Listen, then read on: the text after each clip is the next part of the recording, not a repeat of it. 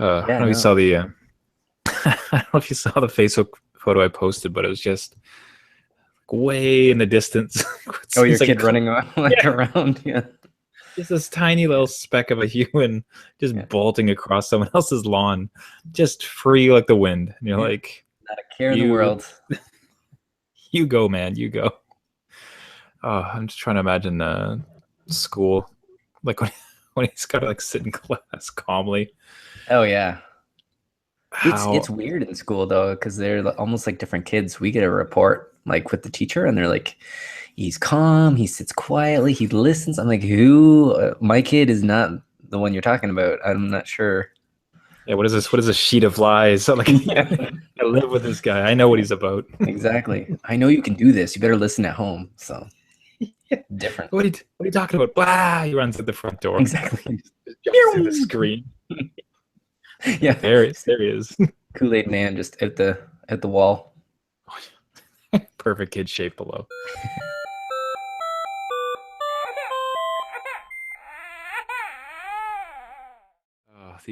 The adult beverages are poured, the kids are asleep. Welcome to New Dad Gaming, a show about fatherhood, gaming, and new fathers figuring out their gaming lives. My name is Trevor, and I have a 2-year-old and another on the way. And I'm Jeff. I have a 6.5-year-old and a 4-year-old. The only half of that though, for just the days. So Jeff's kid, I saw a post on from Jeff saying kid goes to camp, and in my mind, it was the 3-week, 2-week, like just Overnight like camp kind of thing. Yeah, at least like I know at least there's like the week camps, which I think must be massive for parents. So as soon as they can do that, just away you go, kids. Like that was. Yeah, not so Bye. much. No, it's more like you need to fill the void of summer with camp, and it's just basically daycare during the day at a place, and they call that camp. So no, he was only away for I think 8 hours, but it felt like a vacation, being a stat holiday and having just one kid. So it was great, but no, just one day, not overnight. And as we're saying at the beginning of the show, like that's like daunting to me because like having no kid now feels like a vacation, and it's like as soon as you have two, Yeah, having one is like a vacation. Like right. that sliding scale of comfort level. It's like, oh, now I'm just miserable. This is Yeah, wonderful. yeah. I don't remember my past life, which is now your life. So just wait, and then you won't remember your former self. You'll be like, yeah, one kid. This is We great. should really, we should really have a scale of dads, like new, like someone's about to become a dad, someone with 3 kids, Right. just like, Yeah. and the best part is like I think my scale of like my fantasies has dropped so dramatically. I was walking through the park, and there's this guy with the whole family, and there's just a guy sitting on a bench drinking a coffee, Right. and it's just like, man, that looks like how fantastic is that? He's just there. He's Yeah. having Yeah. No, I'll lower the bar even. I remember when my kids were toddlers and I couldn't go to the bathroom without somebody banging on the door or asking for me. So if I could just go to the bathroom in peace, that's like, what a wonderful vacation. yeah, great. So Jeff, how was your week in fatherhood and gaming? Fatherhood Fatherhood. was pretty good. We went to the ROM, the museum in Toronto. So we had took the family down there. It was packed with stuff like dinosaur bones and Egyptian mummies and ancient Greece, and they had this blue whale exhibit. So we got to see like this whole mishmash of stuff. And the kids ran around the museum like all the other crazy kids. But it was good. They seemed to like it. They seemed to behave enough for it. Is the museum like set up like is it very much like kid friendly where they're not going to break anything? Just Yeah, go like I go. think, yeah, like everything's either behind glass or like nailed down. So like you can't go and destroy anything. You're pretty safe that way. And there's like bouncers in every kind of room. But yeah, they were like they've never seen a skeleton of a dinosaur up close. So they were kind of in awe of some of the larger dinosaurs that they know about on Dinosaur Train. And Oh, so they're that show's skeletons. stupid. Dinosaur Train, God, that's Yeah. awful. That's an Yeah. awful show. Right, when they mix all the eras of dinosaurs into one, like they all existed at one time. Whatever. They're just getting like all the varying dinosaurs are just getting along, and it's like that's not. No, that didn't happen. You are mortal enemies. I'm not even sure you're supposed to be together. Like you're probably from different times. Then you're time traveling, English talking, train ride, which again, it's happy to dispel some. Like, look, it's a kid show. Like you're gonna some fantasy stuff, great. Yeah, it feels so lazy sometimes, man. Like, no, like Land Before Time, I think was a little bit more realistic. Do you know what I mean? Like they had the mother's death right off the bat, but you know what I mean? Like it injected that mortality. Like the world is not a safe place. Well, there's like, man, I wonder if that one's even accurate.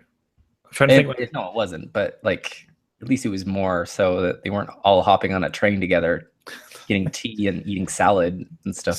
Solving crimes. Yeah. But so it was great. The only thing they took back with them, though, like we usually ask, what was your favorite part of today at the end of the day? That's kind of our roundup. And they mentioned ancient Greece and all the missing penises. That was their... Where did they go? That was their Where could they be? That was it. And the ROM seemed to like that. I tweeted them, and they seemed to like that tweet, so... Like what hashtag penis conspiracy? Like, yeah. Where are they, Rom? Why are you hiding from us? Come on. They don't care about the dinosaurs on the train, but they care about these missing body parts. So, no, that's stuck in their mind. But no, it was pretty good. Everyone couldn't behave. So it was an exhausting day after that. So we kind of chilled out the rest of the weekend. In terms of gaming, I'm still on Final Fantasy 15. I downloaded Mordor, tried like the first battle, and then back into Final Fantasy 15. I have to finish that one first. I'm stuck on that one. It's a pretty... Of the two games, like when are you going to finish that? It was like 2020? Like, yeah, like the target date's way out there. Maybe when the Final Fantasy remake is in play, I will be done those too. By then, Witcher level, right? Like 9 months. It'll be 9 months, we'll be done it. Yeah, this is like those both could be your games of like 2018, easy. Like those are just like so. Like 15 looked like the Final Fantasy looks fantastic. Like that one looks really great. Like haven't played one in a while. It'd be great to get into, but it's just so daunting. The size of that thing. Like how would you possibly find time? Like I can't. Like it's and it's a lot of things at once. I didn't think I'd like it. Just I don't know. The whole setup was different, like cell phones, and I don't know. Like it's a different world. I'm used to the steampunk kind of mythical world, but I don't know. It's so addicting. I go out. There's like hunts you can do. You go hunt a beast. You get a chocobo farm. You do all the chocobo races again. I'm like, oh man, this is gonna take me. I'm only on chapter 3. I hear there's only like 13, 14, and I've spent 16 hours in it. So just doing hunt stuff and running around and discovering new food. You can discover recipes that, I don't know, it's part of the game. But I need to find them. Oh man, there's so much depth. That's gonna be like, and the best part too is especially now there is no completionist as a dad. No. So that's just a constant torture. It's like this is one of 100 recipes. Like, well, no. Exactly. And I'm falling into what you usually do, where you need to go around and kind of like, Batman City, you need to like find the right ones, and maybe this will give me an like leverage in the next battle. So I have to go do that. So I don't know. I need to stop myself soon. Otherwise, I find myself getting burned out on that stuff, and then I never finish the game. It's like, left there on the shelf. I like that you don't stop the activity you don't like, but rather just give up the whole game. Like just throw the whole baby out with the bathwater. Yeah, just like we're out, we're done. Yeah, that's it. All right, next Mordor, which is even worse. Oh same yeah, thing. just like, it's the same thing. So like. Anyway, that was me. I'll be stuck on that game for a while. But how about you? I'll jump into that too, just because I also got Mordor, because it's the universe has been trying so desperately for us to buy this game. It ranted raved when it came out. Like it was just such an incredible game. Everyone should get it. And then it drops to like $20, and then it drops to like $10. It's like it's $5 for the definitive Everything in it. It's like fine. Yeah. Fine. I will have 2 less coffees this week and I will get it. Like it really does look great. It's just I got it in the backlog, like it's there now. Like I think at some point I think it's gonna fit perfectly into my gaming needs at some point. Yeah. Just be, especially with my ticking time bomb of the new baby. Yeah. I doubt that's before the new one shows up. So exactly when that would like land is a bit beyond me. Yeah. But in addition, I also got Farpoint, which is a PSVR title. That's awesome. In my thinking being like especially these last few weeks, like things have been just ballistically busy with some school I'm taking, work, like everything else, fatherhood, of course, babies. So the gaming time has really been relegated to call it like 20-30 minutes a week, even on the worst days. And the thing, and VR, what's been great about VR, I think I mentioned this last time, is just like it's such a to have that immersive experience be 30 minutes, it turns it into some really quality time. Yep. So it's not like you're just putzing around a little bit with like Nathan Drake. It's still a great experience, of course, but just it's not 20 minutes of that. Like you are in a world experiencing something completely nuts, and it's because it keeps it a bit fresh too, because like you're not constantly doing VR, so it's a bit of newness to it, a bit of what would you call the novelty.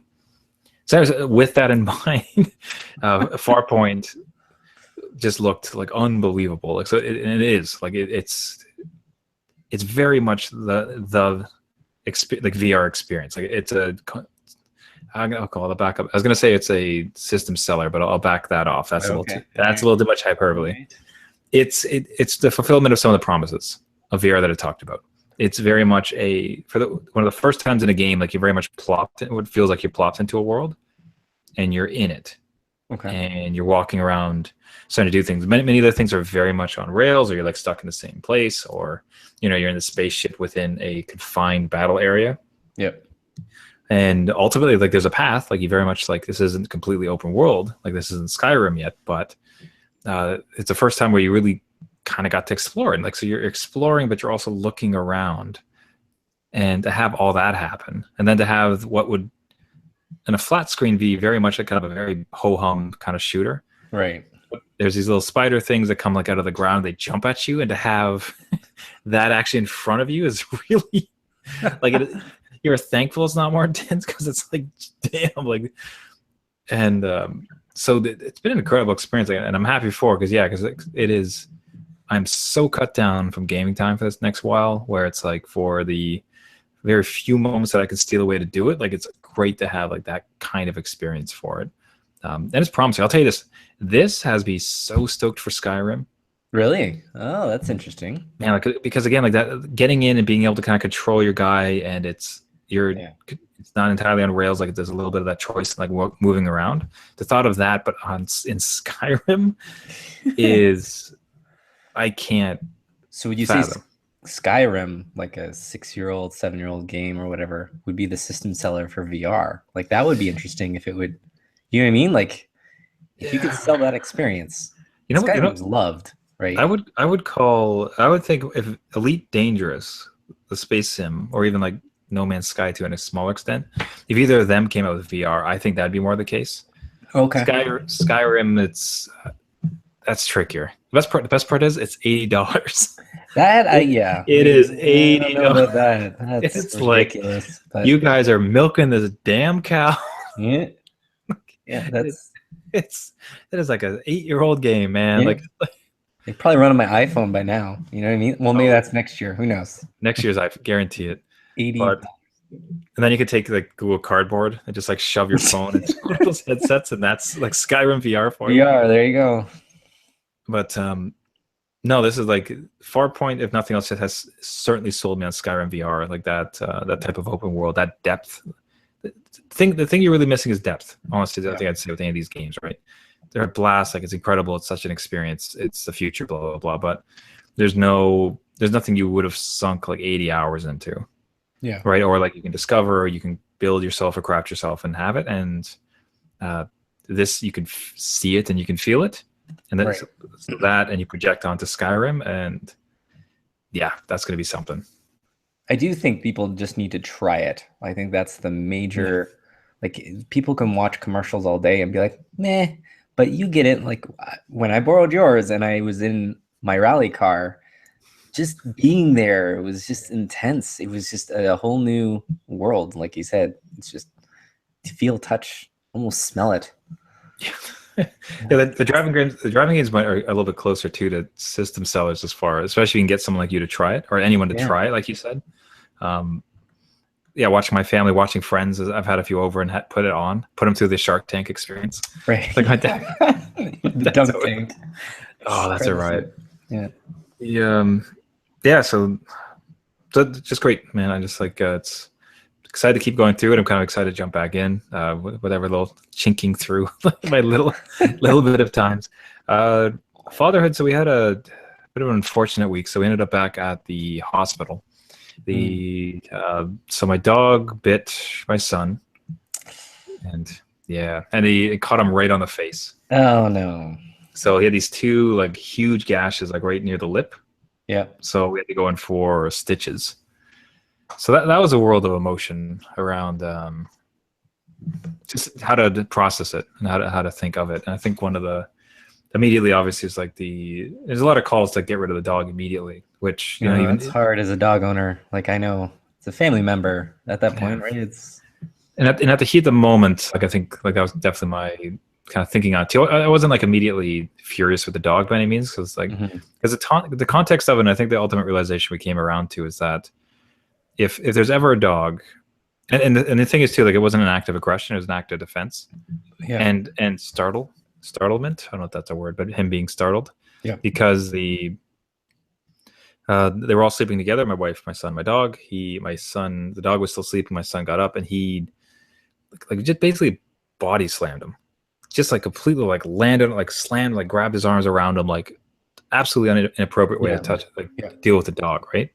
And the dog, it wasn't like I hate you, I want to attack you now.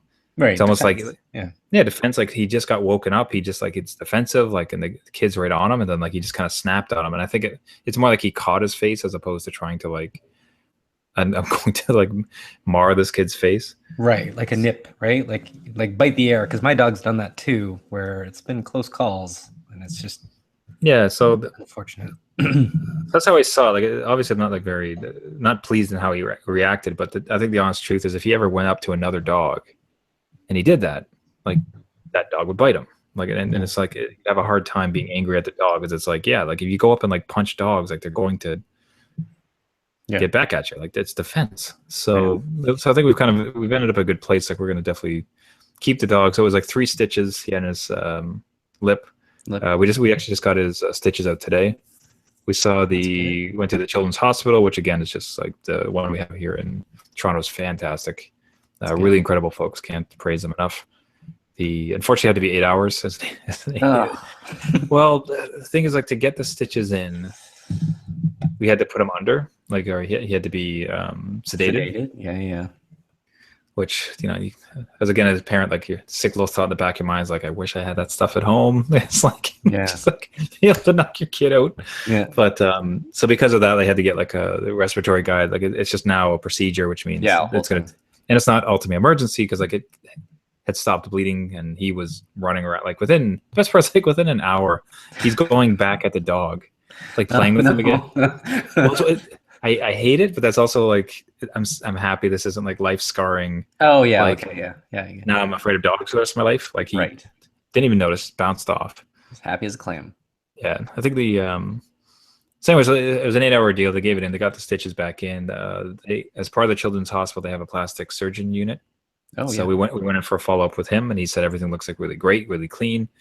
We have a follow up in 2 months just to kind of see how it's continued to heal, if there's anything we do want to do around it. But so this is one of the more pressing things, kind of like a general fatherhood thing, where it's actions and situations that happen now could have life effects, like at the age of 2. Well, no, now you get into traumatizing. Yeah, no, I get it. Yeah, traumatizing, even just a scar, right? Because like if it was an aggressive dog, if it was a bigger dog and he like really just mangled his mouth, it's like you now live with that your entire life. Right. 2-year-old, like you have another 80 to 90 years to go, and this one action on like a Tuesday will impact you for the entirety of your life.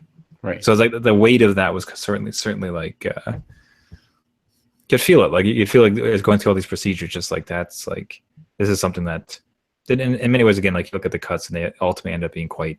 It's going to be like, if anything, you might see like a little white line there. Everyone's got one of those. I got one here. I think my wife has one on her nose as well. Yeah, no, so it's certainly not like so. Certainly, it didn't end up being a big deal, but like you start to think about those things where it's like, damn, like any misstep here could be an entire life of just ramification from like this little moment. So, but I always think those Telltale games where like my son will remember that. Like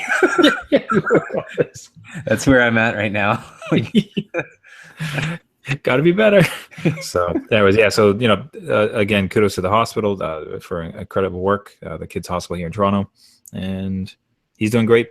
Dog's doing okay. Well, let's get it worked out. Like it's not nothing too serious. Certainly a scare, too serious, but everything kind of panned out. The I was trying to make a transition, but I don't think there's a lot of good like speaking of scarring mechanics, like speaking of microtransactions. Sometimes scars are cool, and sometimes you want a scar for your game character. Right. And that comes in the form of loot boxes. Loot boxes in games. Nice, there you go. You pulled it off. Yeah, mini story version of it. Yeah, no, you brought up the topic. I was curious to definitely talk about it because so definitely notable ones being, of course, Overwatch, which I have some experience in, and their loot boxes or loot crates, of which you get new skins, new emotes, generally just aesthetic things. And you've mentioned that Battlefront 2 has loot boxes. Yeah. So what sparked it was I have, gone on the pre-order boat of Battlefront 2. It's so amazing to me. Can't believe it. I'm never going to beat the price on the pre-order. I thought my kids are going to love it. It's Star Wars, it's Kylo Ren, whatever. Anyway, so everything's free. They announced everything's free, DLC, maps, everything, which is totally different than Battlefront 1. They charge for that stuff, and they realized, hey, half players get the maps, half players just don't bother and don't play anymore. So you make everything free. Everyone claps. And then it's come down that they have loot crates available. So people are like, oh God. So I was reading up on it, and apparently from what the rumors are and semi-confirmed information is that they're not cosmetic, or they're not all cosmetic. So then people are worried that it's almost like a pay to win because you can buy more coins or whatever the currency is to buy more loot crates. And in those ones, they'll have like a legendary item or a rare item or something that will give you a special weapon to maybe beat everybody else in the next map. So that's where I kind of like backed off. I'm like, all right, well, what other games have done this? And obviously Overwatch has come up, but like you said, I think it was mostly cosmetic, and maybe you can speak more to that. But with something that is like a pay to win, like I'm even thinking Pokemon Go, right? Technically has loot crates, which are eggs that you walk. And you don't know what's in the egg until it hatches, and then your disappointment and tears after walking 10K ends up being, I'm so healthy and I have nothing. Right, exactly. And then like I haven't paid for that. So it's like no harm, no foul. I'll just walk another 10 kilometers for another thing. But when it's like a pay to win, or you get the advantage over other people in a way in the game that kind of ruins it. Like I'm not going to pay for my kid to have the best gun to go around and in a map, or a blaster as we call them, and get just killed by all these other players that are not only good, but they have the money to spend to get the best stuff and practice with it. So it was just, it was kind of off-putting. If it was a cosmetic thing, I wouldn't have a problem. That would be kind of cool. You walk around with a red cape or something, you know that person maybe paid for that or got a good drop. But when it's like a pay-to-win thing, I don't know. I have a hard time paying, $60 for a game and then having to pay on top of that to get the best out of that game. Yeah, I'll say like it was one of the biggest issues I had with Battlefield Battlefront 1, where it was like it was impossible. By the time, like, it was interesting. The way they did it was like around experience, and they get more experience points, and then when you have experience point, you can kill faster. And it's like, so as a new player, reverse. Why would you do that? Like, like how am I supposed to ever kill anybody if like everyone here is already like a level 50 and like we're in the same map? I'm gonna get just annihilated. So I didn't like that one. I'm sure they had microtransactions, but I don't think it was like. No, man. Actually, no. When I say it out loud, I guarantee it was like pay to win. Not that I think about it, but almost in a more natural sense because like you were not natural in the sense that like at least like if you somehow manage to beat the curve, you become great. You can kill new people very easily. Right. Or I suppose if you're a new person, you just go ahead and buy some of the better stuff and kind of give you a jump to get up to that level, and now you're competing at that stage. That almost feels a bit more honest than. Everybody this random thing, like you can just get the better stuff, and like for somebody who's not going to spend money, the likelihood of them ever getting anything great after already paying a game. Like so, if it was, I think about Hearthstone, right, where that's a free game, and you can very much do well just playing free. It's either like you get very good at the game and you craft like decent decks. Like you're not going to be able to ascend to like the absolute top ranks with free, generally speaking, but you can also just like grind it out and eventually get like a bunch of money and like purchase it. It can stay free and you can do just fine. Right. But if you really want to like get into it and like accelerate yourself, you have to kind of buy the expansion pack so you can play through and then get all the extra cards, or purchase packs, which is kind of like very much like the loot crate where it's random. Like it's not like I will buy that thing, please. It's more. Yeah, I will buy a chance at getting that thing, which is even. I don't know. So like free to play, right? You're talking. That's different. I think. And again, like free to play, and again, like from everything I've ever seen, like the free experience of it is very much adequate. You could certainly keep free and have a great time, and I think they defend that very rigorously. But man, I guess that really ends up being the question: is like, will these guys defend the the full pay version and nothing else? So like if you just bought the game, right, play it, are you covered? Is it still going to be like, or is it like that's the fee to get into the park before you have to buy tickets to get on the rides? Exactly. That's exactly what I'm thinking. You just walk into this theme park and everyone owns this super gun and you just don't have a fun time, and you've just burned $60-$70 on this new game where you can't have the experience of it, where everyone's kind of vying for the same, everyone's on an equal playing field, unless they match make it where, you know, those people that have bought or earned those legendary items are playing against each other. But usually it's just a mix, right? You have veterans in with the newbies. It's just how like, again, I just have to keep coming back to Hearthstone. I don't know like if it's even possible with a shooter as much as in this kind of like one-on-one card game type of thing, but like how could you like, could they do it for free and then like it's all just based on, because I don't think like would they be able to just solely make up all their money on cosmetics? I doubt it. So it'd have to be pay to win, but then as a free game, when you get in, are you turned off enough that you would never keep there, so you're cannon fodder for the guy who spent all this money? Right. Like, it's a weird balancing. If you had said loot boxes or loot crates and it was cosmetic, like that's a riot. Sure, go for it. Yeah. Like, look, I'm golden Darth Vader. Like, sure, neat. You hit the jackpot. But you got this ultimate gun that like one shot kill and everything. Yeah, like heat-seeking missile or something. But even like on the other side, if you were a person paying money for a loot crate and you don't know what's in it, it's kind of like you can get stuck that way too, where you get a loot crate and maybe it's just all regular things, right? Like, there's that chance not to get anything. And doing some research, I'm surprised that China put out a law for Overwatch, I think it was Overwatch, to put out the stats on the loot crates. So what loot crate reveal what percentage is that? What percentage is a legendary item? And it's like 3%. So it's like, at least you know that going in, and not buying 20 loot crates knowing that, hey, maybe, you know, 2 of these 20 I'll get something, where it's really not that. It could be 0. Yeah, I know the in Hearthstone it was I think when you buy it, like it promises you at least one rare. Okay. So it's still random, but like it's you get one rare card, rare or better. There's like rare, legendary, blah blah blah blah. Yeah. So they at least bounce. You could see something like that, but even still, like it's not cosmetic. No, it's to win the game. Like it's just. And then I thought like, well, okay, what other games have done that? And I'm even thinking Final Fantasy, right? So there was always a chance where you beat an enemy. I forget, it was like Ultimate Weapon or something in Final Fantasy VII, where he might drop this item. And if he didn't drop it, you'd have to reset and do it again, right? Like there was a 5% chance that he would drop this item, where if you got that item, you would just roll through the rest of the game. But that I don't have a problem with, obviously, because I'm not buying anything. I'm not against anybody. You know that's a microtransaction in the remake. Yeah, pay $5, you get the you get the drop. Like that's. But I don't know. It seems to be the new thing to do, where they can lower the entry fee to get more people in, and then just ding them, right? Like nickel and dime.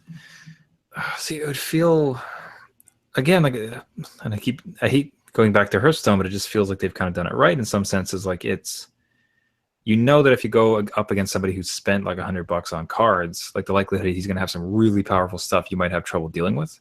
Yeah. The best part again is like you have a chance, which is kind of good, but because it's free, it's like, well, I haven't paid anything, right? So yeah. Yes, this is the situation.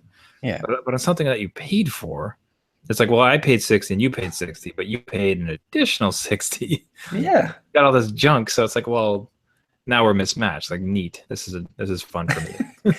And like as an adult, I can understand what I'm getting into, but like my kids, like when they start getting into these type of games, they might be asking me, you know, for allowance early so they can go buy these new like loot crates. And I'm like, no, it's basically gambling away your money for in-game stuff. Like that is a weird parallel to gambling. Like right? Like it's gambling 101 for like young people. Yeah. It just doesn't feel right, man. Like if it's a reward at the end of the match, here you go. Here's a couple cosmetic things, fine. But to actually take money and like roll the dice and see like here's what you get, right? Like again, awful. Like you said, I don't mind if it's like a grinding thing. Like, hey, the more matches you play, the more chances you can get these loot crates that are better, and whatever you put in the time with our game, we're going to give you something. Where somebody else might spend the money and try and get ahead. But if that game is rated T for teen or something, and you have 14-year-olds or 15-year-olds firing out money, it's like, yeah, there's a little bit. I'll be honest, it's 8-year-olds. Like, oh yeah, of course, right? With the credit card, they're just ding. Oh, it's just like the hooked up accounts. It's just like you see your bank just like dropping. Oh yeah, no, man, that doesn't feel good at all. And the worst part too is just like I thought they learned their lesson. Like the first one, I think sold pretty well, like certainly, but I don't know that it was. I don't remember a lot of high praise about how they handled anything. No, they got like a lot of backlash, and even during the E3, kind of joked on that. Like they kind of called themselves out on it, saying that they kind of fumbled the ball at the end zone and didn't quite make it. So everyone was clapping them praises with free stuff, and then all of a sudden, hey, we get pay to win this. What did you do? You know that it was just some guys like, hey, so how are we going to make more money on this? Because you were the chosen one. What happened? So it was of all people. I don't know. It's threatening. It's threatening the pre-order. I think it's. I'll have to get a little bit more information. Maybe in the coming weeks they'll kind of reveal or backtrack. Hopefully that's a thing. But we'll see. I think more games are going to do it, though. I think that's a way for them to get like just constant flow of money. That whether or not they like reinvest for the next DLC or the next map or the next game, it's just a constant cash flow. I don't want to begrudge them making money. And again, that's just where the cosmetic thing like makes a lot of like great. Like look, like it's I don't want to like I don't necessarily hate microtransactions entirely. Where it's like you want to make some extras, a little bit extra money. Like look, like your studio, if you don't make money, you're not making games. Yeah, like you get it, right? And people are willing to pay. That's wonderful. But I mean, when it sours the experience and everybody dislikes it, like this, like it. it ruins the game. Like I think the thing I'd heard often in game reviews, I think pins it pretty nicely, is just when a game is built for microtransactions. Yeah, like that was the core, right? And the game was built around it. Yeah. Which Yeah. if the way they're talking about this one, it just starts to feel that way, and it's like, guys, like, come on, you just putts the last one. Like, don't, not again. Yeah. Don't it on do the this. third one. Do it on the third one. Everyone will like reset their memory. They did right by the second. Or introduce it later, like the second year. Let people have like, let people enjoy it. Let first get their money's worth, and then you can start to mess with it, ruin it. Yeah. Yeah, maybe something at their certain level, like only when you're into the expert matches, do like the good guns come out. Yeah. Like, yeah. If you're in matches of people under level 5, like they don't let you use it. Yeah. Or like balance it right. Like you keep mentioning Hearthstone. It sounds like it's properly balanced, but a lot of these times where it's like the pay to win, which I think EA is going to screw up with Battlefront, is just it's overpowered at that point. So you can pay for the best gun and you're just unstoppable, or a shield and no one can kill you. And probably like relating it to more Hearthstone, like at least you have a chance against somebody like that, or they're not like the matchmaking is correct where you're kind of against your own. Yeah, or you can grind it like it's just it's you can clearly see the money making, like how it's trying to make money. Yeah, they do some soft like sells on it, and you're just like, yeah, like that. Sure, you're a studio. That's I get it, but yeah, I'm in it. I'm in for free. So like, nope. Click X. Nope, not gonna pay you today. It had gotten me some of my money. Like I had bought one expansion, which is a blast. Like it was fantastic. Like I top to bottom, I enjoyed it. Yeah. Kind of like a story mode you get to do as opposed to just playing other people. Okay. And you get a bunch of cards for doing so, which are very useful. Like it was great. Like it was fantastic. But that whole entirety felt great. Just like it's a free game. Had a lot of fun with it. You got some of my money, but it was for like a good value. Cheers, great. Go for it. Keep going. Yeah. But yeah, man. Stepping in the same game, right? Like why can't they just give you good Star Wars games? It's just like, why is it always so problematic? It was bad enough with like pre-order bonuses, right? And I think we've talked about that in a previous show. Oh yeah. Well, for those that don't pre-order, now you got they're into the game earlier. They're got a new weapon that you don't have or can ever get. And it's just like, well, now you're unbalanced. The game is supposed to be okay, well, they can pay for whatever they want, but somehow it's still balanced. It's still equal. And if it's not, then I'm not going to play. Like, I'm not going to buy your game. Why would I? And for those that want to spend their money, by all means, go for it. You play. I thought it was for your kids. Well, yeah, I need to get them up to those levels. Come on. Yeah, of course. Good dad. Everybody, that will do it for us this week. If you'd like to purchase some of our loot crates, you can go to our website. What episode you're going to get this time? Yeah. Trevor emoji. All right. 25. Oh, New Dad coasters. Oh, I don't need these. But you can find us at our website at newdadgaming.com. We do this show weekly. You can find us on iTunes as well as Google Play. Man, I completely messed up the order. But yeah, weekly show. You can find this podcast on iTunes, Google Play, anywhere else that you find find your podcast. You can reach out to us from that website just mentioned. There are no loot crates, I assure you. Newdadgaming.com. We'd love to hear from you with show ideas, questions, anything else you'd like to send in. As always, if you'd like to rate, subscribe, and send it along, we'd much appreciate it, especially to new dads who game. And until next week, my name is Trevor, and I have a 2-year-old and another on the way. I'm Jeff. I have a 16.5-year-old and a 4-year-old. Very good. Talk soon. See ya. And I kind of want to have Loot Crate now. I kind of sell. You're expecting one in August, September, aren't you? Yeah. As opposed to like any sort of benefits, it's just a massive impediment. Yeah. No, hold on. Your heart grew 2 sizes. Your bank account is now half. I'll take it.